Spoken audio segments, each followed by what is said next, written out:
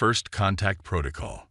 The research vessel Stellar Seeker drifted silently at the edge of the Sol system, its advanced cloaking systems rendering it invisible to primitive Earth technologies.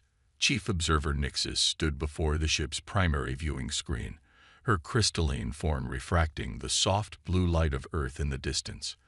After 300 cycles of observation, something had changed. Anomalous reading detected in Sector 7, announced Second Observer Krell, his tentacles dancing across the neural interface. Energy signatures unlike anything in our database. Nixis moved closer to the display, her crystalline structure vibrating with concern. The humans weren't supposed to be capable of this, not yet. According to all predictive models, they were still centuries away from achieving quantum harmonics. "Show me the temporal comparison," she ordered. The screen split, showing Earth's technological progression over the past century. The line representing human advancement wasn't following the standard logarithmic curve seen in other species. Instead, it shot upward at an almost vertical angle. "Impossible," whispered First Science Officer Zendra, her bioluminescent patterns pulsing with agitation. "No species progresses this rapidly without outside intervention." But they had been watching. There had been no intervention. The humans had done this on their own. "Play the latest intercept," Nixis commanded. The ship's AI compiled the most recent broadcasts from Earth's scientific facilities. Fragments of conversations filled the chamber. Quantum tunneling effect stabilized. Neural interface successfully bridging synthetic and organic. Mars colony construction ahead of schedule. Each announcement sent ripples of unease through the observation team. Humans weren't just advancing. They were advancing in multiple fields simultaneously. Most species focused on one technology at a time, mastering it before moving forward. Humans seemed to throw themselves at every challenge at once, somehow managing to progress in all directions. "They've detected the quantum wake from our last passage," Krall reported suddenly, his tentacles contracting in alarm. "Their instruments shouldn't be capable of." "But they are," Nixis interrupted. She had seen enough. "Contact the Council. Initiate First Contact Protocol Alpha 7. The crew fell silent. Alpha 7 was reserved for potentially dangerous situations where a species might discover interstellar civilization before they were ready. Chief Observer, Zendra began cautiously. "According to regulations, we should simply relocate our observation position and—" "The regulations were not written with humans in mind," Nixis stated firmly. "Look at these readings. They're not just detecting our presence. They're already theorizing about the principles behind our cloaking technology. If we move, they'll track us. If we stay hidden, they'll find us. Our only option is to control the revelation." As if to emphasize her point, a new alert flashed across the screen. The humans had just successfully tested their first rudimentary quantum communication device. The achievement had come decades before any predictive model had deemed possible. "Send the message," Nixis ordered. "Standard first contact format, all Earth languages simultaneously." As the crew prepared the transmission, Nixis studied the blue planet with growing concern. In all her cycles as chief observer, she had never encountered a species like this. Most civilizations followed predictable patterns of development, taking the necessary time to fully understand and integrate each new technology. Humans seemed to operate on intuitive leaps, somehow grasping concepts they shouldn't yet comprehend. The message was sent, broadcasting across all Earth frequencies. "People of Earth, we come in peace. We are representatives of the Galactic Council, and we have been observing your development. Your recent technological achievements have demonstrated your readiness for first contact.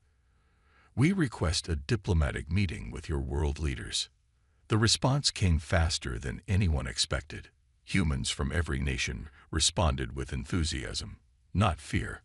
Where other species typically reacted to first contact with religious awe or terror, the humans displayed primarily curiosity.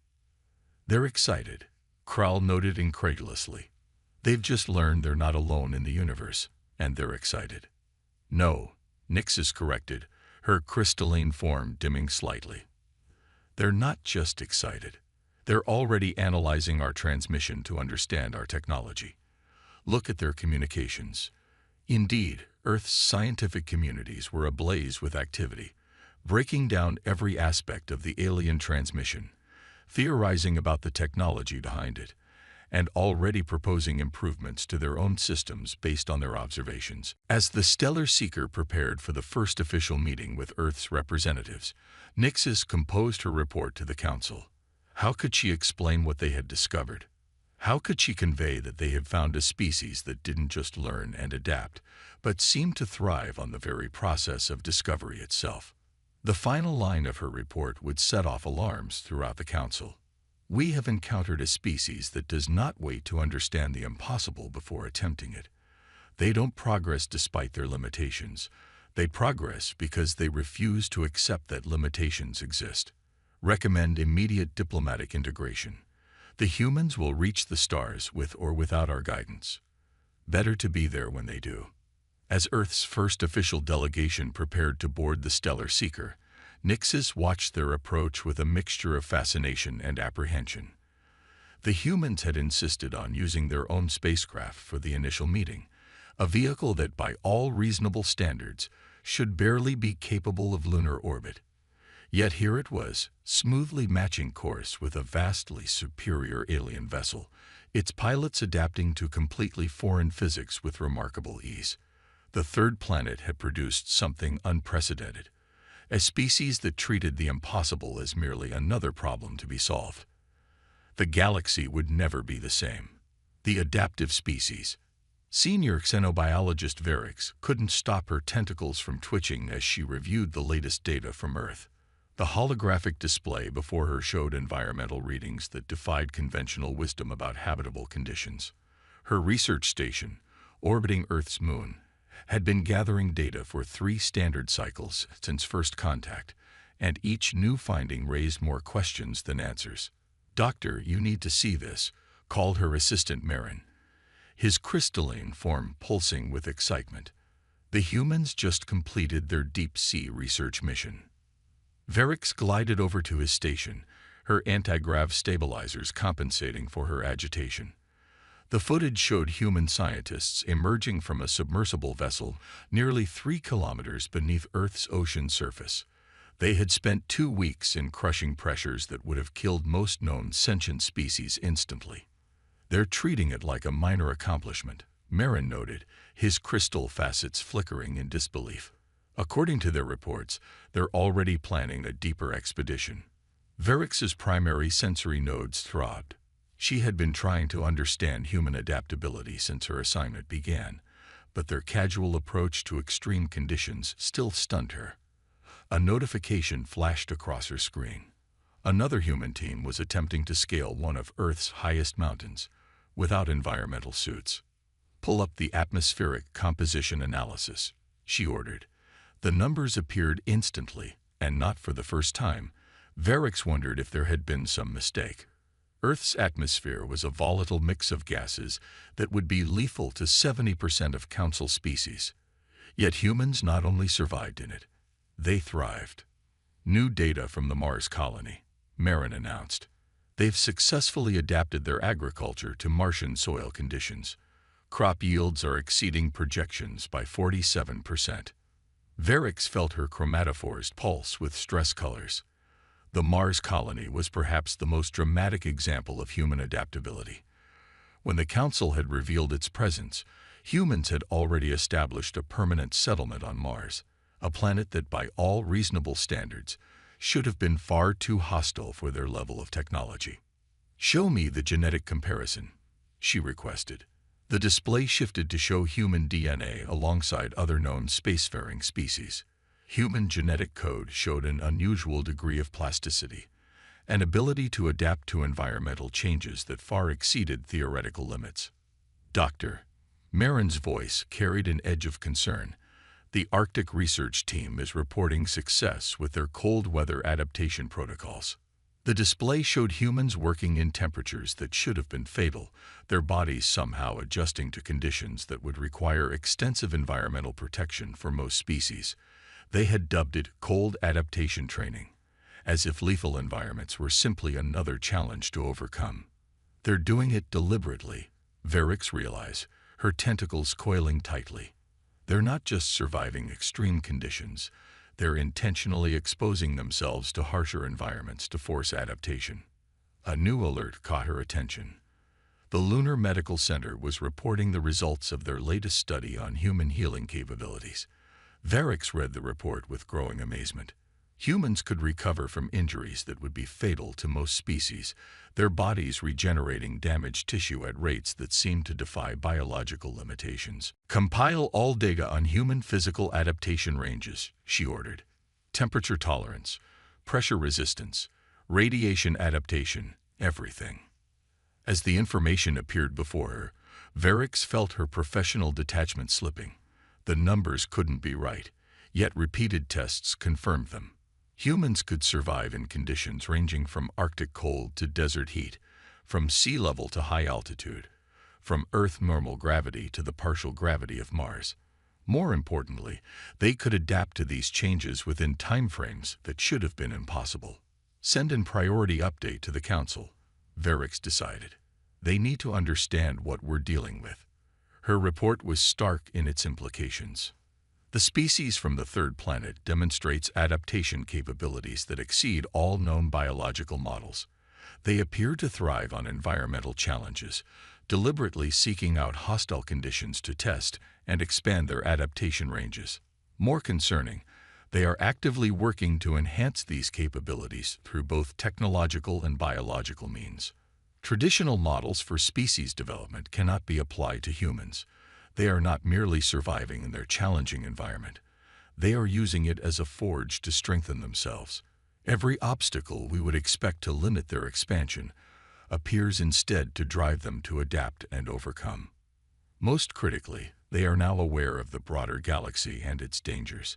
Based on observed patterns, this knowledge will likely accelerate their drive to adapt to any environment they might encounter. Recommendation: immediate revision of all protocols regarding human interaction and expansion potential. We are not dealing with a species that adapts to survive. We are dealing with a species that survives because it can adapt to anything. As Varix finished her report, another notification appeared. The humans had just announced plans for their first interstellar expedition. They weren't waiting for council approval or assistance. They had simply decided it was time to reach the stars, and they were adapting their technology and biology to make it possible. The third planet had produced more than just an adaptable species. It had created a form of life that saw every hostile environment as a challenge to overcome, every lethal condition as a problem to solve. The galaxy wasn't ready for what was coming. The innovation paradox. Chief Technology Analyst Zixven paced the length of the orbital research station's main laboratory, all 6 of his sensory appendages twitching with agitation. The holographic displays surrounding him showed the impossible. Again, humans had just broken another fundamental law of physics, and they had done it with technology that by all rights shouldn't even function. Play the test footage again, he commanded. The AI complied, showing the recent human experiment in quantum entanglement manipulation. They had achieved instantaneous communication across 12 light-years using equipment that looked cobbled together from spare parts. Their methodology makes no sense, muttered First Engineer Tillara, her crystalline form clouded with confusion. They're violating at least 3 fundamental principles of quantum mechanics. Yet somehow it works, Zixven finished. That was the maddening part. Human technology consistently defied theoretical limitations, not because humans understood why they shouldn't work, but because they simply hadn't accepted that they couldn't work. A priority alert flashed across his screen. The humans' newest fusion reactor design had just come online. It was achieving efficiency levels that the Council's best scientists had deemed impossible without at least another century of research. The humans had done it in under a decade. How are they doing this? Tillara asked, examining the reactor schematics. Their containment field design violates basic plasma physics. The magnetic bottleneck should collapse immediately.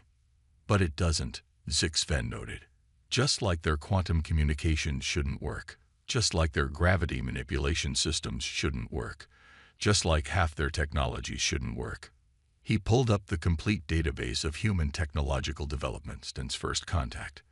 The progression was chaotic, nonlinear, and completely unlike anything seen in other species. Where most civilizations develop technologies in a logical sequence, carefully building upon established principles, humans seem to jump randomly between fields, making breakthrough after breakthrough through what they called intuitive leaps.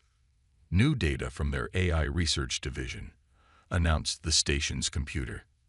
Zix-Ven felt his chromatophores pulse with stress as he reviewed the information. The humans had developed a new form of artificial consciousness by accident. They had been trying to improve their coffee makers. They're not following any recognizable development pattern, Tellara observed, her crystalline structure vibrating with concern. Look at this. They developed faster than light theory while working on a children's toy. They discovered a new form of matter while trying to make better spacecraft hull material. Zix-Ven moved to the central display, bringing up the analysis of human problem-solving methods. The data showed something unprecedented. Humans didn't solve problems linearly.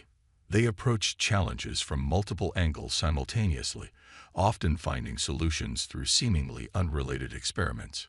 They're calling it lateral thinking, he explained. They deliberately look for connections between unrelated fields, and when they find a solution that works, they don't stop to fully understand why it works before building upon it. A new alert demanded his attention. The humans had just announced a breakthrough in biological computing. They had somehow merged organic neural networks with quantum processors, creating a hybrid system that defied classification. Add it to the database, Zix-Ven sighed. Cross-reference with all known technological development patterns. The computer's response was immediate. No matches found. Human innovation pattern remains unique among known species. Tellara's crystalline form flickered with sudden realization. They're not just developing technology, she said slowly. They're playing with it. Look at their research methodologies. Half their breakthroughs come from what they call seeing what happens. Zix-Ven felt a chill run through his neural network. She was right. Humans approach technology with an almost childlike curiosity, unbound by conventional limitations or established theories. They didn't wait to fully understand a principle before trying to apply it in new ways. Prepare a priority report for the Council, he ordered. His message was brief but alarming. The humans' approach to technological development represents an unprecedented paradigm. They do not follow the established patterns of scientific advancement. Instead, they innovate through a process that appears random but produces consistent breakthroughs. Most critically, they view our most advanced technology not as something to be revered or carefully studied, but as a starting point for their own innovations. They are already improving upon Council designs, finding applications we never considered. Traditional metrics for technological advancement cannot be applied to humans. They do not progress in a linear fashion, nor do they wait to fully understand their discoveries before building upon them. Every piece of technology they encounter becomes a tool for further innovation, regardless of its original purpose. Recommendation: immediate establishment of a dedicated task force to monitor and assess human technological development. We must understand their innovation process before they develop something truly dangerous through their unorthodox methods. As Zix-Ven finished his report, another alert lit up his display. The humans had just successfully tested their first self-designed faster-than-light drive.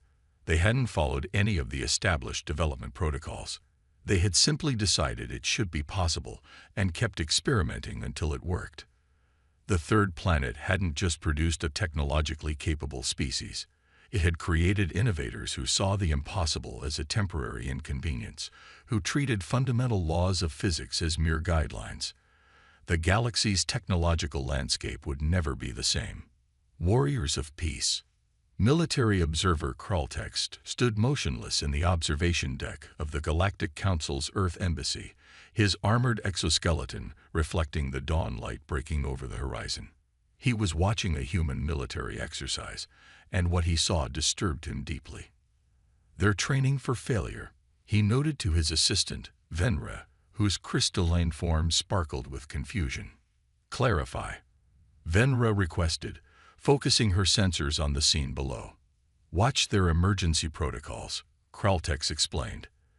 "They're deliberately practicing what to do when their primary weapons fail, when their technology breaks down, when their plans go wrong. They're training to fight with inferior weapons, with no weapons, with improvised tools." A new alert drew their attention. The humans were conducting another space rescue drill. They were practicing recovering damaged vessels using nothing but basic tools and minimal power, creating solutions with whatever materials they had on hand. "Review the combat simulation data," Kraltex ordered. The holographic display filled with analysis of human military tactics. Unlike any other known species, humans didn't rely solely on technological superiority. They trained extensively for scenarios where they had technological disadvantages. "This makes no sense," Venra observed, her crystalline structure vibrating with confusion. "They possess advanced energy weapons, yet they maintain proficiency with primitive projectile weapons. They have quantum communications, yet they practice hand signals and radio backups." "That's not even the most concerning part," Kraltex said, pulling up another display. "Look at their civilian population." The screen showed ordinary humans practicing emergency preparedness, learning basic combat skills, studying survival techniques. They weren't warriors, yet they maintained warrior knowledge. They weren't soldiers, yet they preserved military skills. "New data from their Mars Defense Force," announced the station's eye. Kraltex reviewed the information with growing unease. The humans had developed their colonial defense protocols not just for known threats, but for every conceivable scenario they could imagine. "They're preparing for everything," he realized. "Not just likely threats, they're preparing for impossible scenarios, for threats that don't even exist yet." A priority message flashed across his screen. The humans had just completed another peaceful first contact simulation. But unlike other species' diplomatic exercises, the human version included protocols for both best and worst-case scenarios. "They call themselves a peaceful species," Venra noted, "yet they maintain this constant state of preparation for conflict." "That's what makes them unique," Kraltex responded. "They don't prepare for war because they want it. They prepare for war to preserve peace." He brought up the historical records. Throughout human history, their greatest warriors had often been those who sought peace most fervently. Their most effective defenders were those who understood the cost of conflict most deeply. "They're not warriors who accept peace," he explained. "They're peacekeepers who maintain warrior knowledge. The distinction is crucial." Another alert demanded attention. The humans had just unveiled their new orbital defense system. It was simultaneously a shield and a research tool, designed to protect Earth while studying the cosmos. Even their defensive technologies served dual purposes. "Compile all data on human military doctrine," Kraltex ordered. The resulting analysis painted a picture that defied conventional understanding. Humans didn't follow any recognized pattern of military development. They maintained cutting-edge technology alongside primitive weapons, advanced tactics alongside basic combat skills. His report to the Council reflected this complexity. The species from Earth represents a paradox in military terms. They are fundamentally peaceful, yet maintain unprecedented combat readiness. They seek diplomatic solutions while preparing for conflict. They hope for the best while training for the worst. Most critically, their approach to defense encompasses all possible scenarios, not just probable ones. They develop contingency plans for situations that have never occurred and may never occur. They maintain multiple layers of defensive capabilities, from the most advanced technology to the most basic survival skills. Traditional military assessment models cannot be applied to humans. They are not a warrior species, yet they possess warrior capabilities. They are not a militant society, yet they maintain military readiness. They do not seek conflict, yet they are always prepared for it. Recommendation: reconsideration of all standard protocols regarding species classification and threat assessment. The humans do not fit any existing category. As Kraltex finished his report, he received notice of a new human initiative. They were establishing a joint defense force with several council species, offering to share their unique approach to military preparedness. The third planet hadn't just produced another spacefaring race. It had created a species that understood a fundamental truth. True peace comes not from the absence of conflict, but from the readiness to defend it. The galaxy's approach to peace and security would never be the same. The third planet's children. The Grand Chamber of the Galactic Council had never been so quiet. High Counselor Zixvar stood before the assembled representatives of 1,000 worlds, the data crystals containing the final assessment of humanity glowing softly in all four of his hands. "We face an unprecedented situation," he began, his voice carrying across the vast chamber. "In all our history of encountering new species, we have never seen anything like the inhabitants of Earth." The holographic displays activated, showing scenes from human history and achievement. Their rapid technological advancement, their extraordinary adaptability, their paradoxical approach to peace and war, their chaotic but effective innovation. In just 5 cycles since first contact, Zixvar continued, they have not only matched but improved upon technologies that took other species centuries to master. They have established colonies in environments we deemed uninhabitable. They have solved problems we thought unsolvable. Senior analyst Maya Wren floated forward, her gaseous form swirling with concern. The data suggests they will achieve full galactic expansion capability within 2 cycles, she reported. Their rate of advancement continues to accelerate. They are already proposing modifications to our existing faster-than-light technology. The chamber erupted in murmurs. Improving council technology was unprecedented. Most new species spent decades or centuries simply learning to use existing galactic technology. That is not all, Zixvar added. They are sharing their knowledge freely. Their approach to innovation, their adaptive capabilities, their defensive preparations, they offer it all to any species willing to learn. The displays shifted to show human collaboration with various council species. Humans teaching their problem-solving methods, sharing their survival techniques, demonstrating their technological innovations. "The question before us is clear," Zixvar stated. "Do we embrace humanity's influence on galactic society, or do we attempt to contain it?" Chief Security Director Kralven moved forward, his battle-scarred exoskeleton gleaming. "Containment is not possible," he declared. "They have already demonstrated the ability to overcome any obstacle we might place in their path. More importantly, they have shown no hostility, no aggression, only an endless desire to explore, learn, and share." The displays showed human responses to various crises across council space. They had helped evacuate a doomed colony world, developed a cure for a devastating plague, and found solutions to problems that had stumped council experts for generations. "They are not what we expected," Medical Director Varix added, her tentacles moving in complex patterns. "They do not follow our patterns of development, our rules of advancement, our concepts of limitation. But perhaps that is exactly what the galaxy needs." Zixvar raised all 4 hands for silence.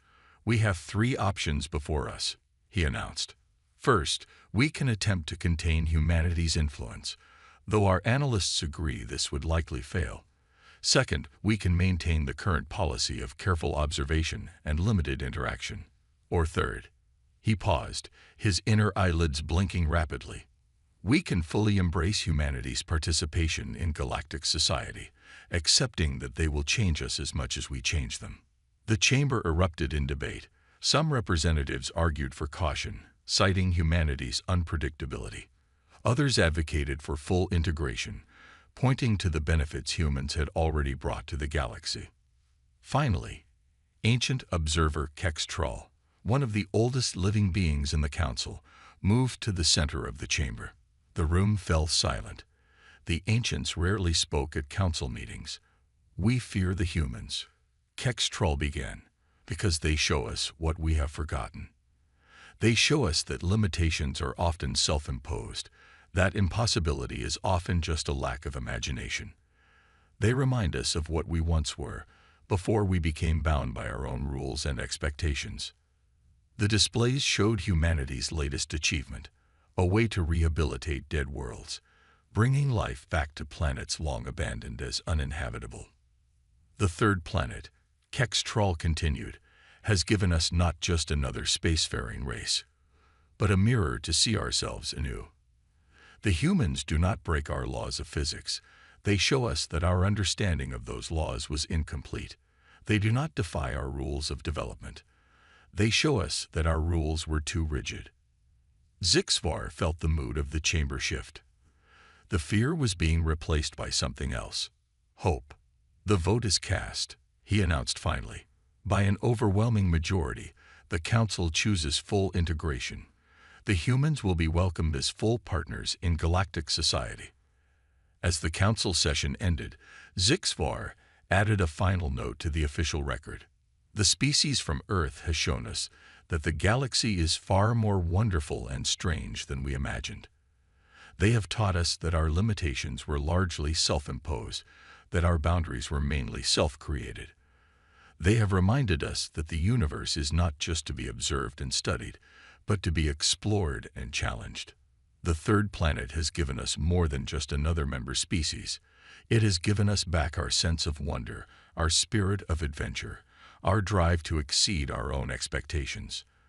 The galaxy will never be the same, and that perhaps is exactly what we needed. As the message was recorded, news of the Council's decision reached Earth. Humanity's response was characteristically enthusiastic. They immediately proposed a galactic cultural exchange program and began planning improvements to the Council's communication network. The children of the third planet were ready to take their place among the stars, not as students of galactic civilization, but as teachers of possibility. The age of limitation was over. The age of wonder had begun.